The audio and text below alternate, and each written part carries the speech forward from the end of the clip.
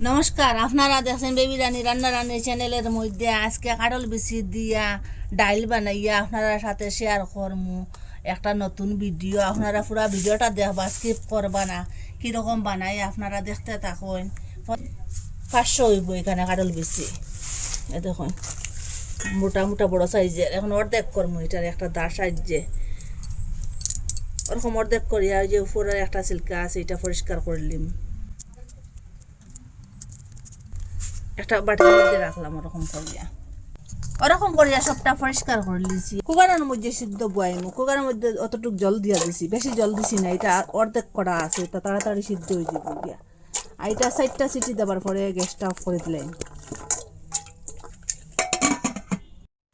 এখানে পেঁয়াজ আর টমেটো আর যে রসুন লইছি এটা এখন ছোট করে কাটিলিম।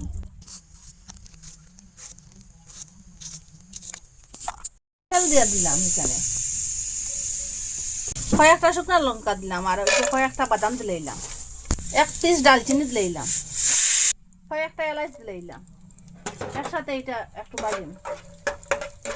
কাটিয়ে রাখলাম যে টমেটো আর যে পেঁয়াজ রসুন আর খেরি পাত্তা এটা এখন দিলাম আর আদা।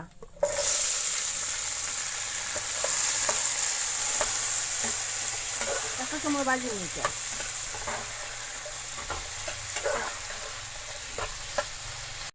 এটা 4টা সিটি দেওয়ার পরে এখন গ্যাসটা অফ করে দিলে এটা এখন ঠান্ডা হোক। ওরকম বাজার পরে এখন গ্যাসটা অফ করে দিলে এটা ঠান্ডা হোক। এটা ঠান্ডা হওয়ার পরে মিক্সচারের মধ্যে লই নিলাম। সেম প্যানের মধ্যে তেল দিয়ে দিলাম, আগে যে পেঁয়াজ বাজিছিলাম। এখন তেজপাতা দিলাম 3টা। এখন শুকনো লঙ্কা দিলাম সিরিয়া 2টা। এটা খুব সুন্দর একটা গন্ধ হইব। পেঁয়াজ রসুন আগের কাটা আছে ছোট করে একটু দিলাম। একটু লাল লাল করে এটা বাজিম। এটা ঠান্ডা হয়ে গেছে, এটা খুলিয়া সিদ্ধ হয়েছে, খুব সুন্দর সিদ্ধ হয়েছে। পুরো ফরাস বিচির মতো হয়েছে এটা সিদ্ধ। দেখুন খুব সুন্দর সিদ্ধ হয়েছে, ফাটি গেছে। দেখুন ওরকম করে কুটি লিছি এটা। এখন এটার মধ্যে দিলাই পেঁয়াজটা বাজা হয়ে গেছে। এরকম করিয়া হলুদ গুঁড়া দিলাম, আর এখানে লঙ্কার গুঁড়া দিলাম। খুব ভালো করিয়া এটা মিক্স করিয়া একটু সময় বাজিম। এটা আগের তো বাজা আছে, আর একটু বাজিম সাতলাই। ওরকম সাতলানির পরে ওই যে কাঁঠাল বেশি সিদ্ধ করে রাখলাম এটা এখন দিলাম। এখানে স্বাদ মতো লবণ দিয়া দিলাম। এখন এটা ফুল আগুনে এটা একটু জ্বালো। ধনিয়া গুঁড়া দিলাম। নিরামিষ তরকারির মধ্যে ধনিয়া আর জিরা গুঁড়া দেন না তো স্বাদটা হইতো না। এখানে ধনিয়া গুঁড়া জিরা গুঁড়া দিলাম। খুব সুন্দর একটা কালার হয়েছে দেখুন।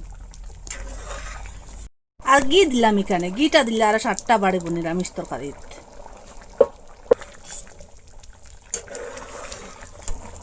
এটা ওরকম জাল দেওয়ার পরে ওরকম কোনো ইয়া আসছে, খুব সুন্দর একটা তরকারি হয়েছে।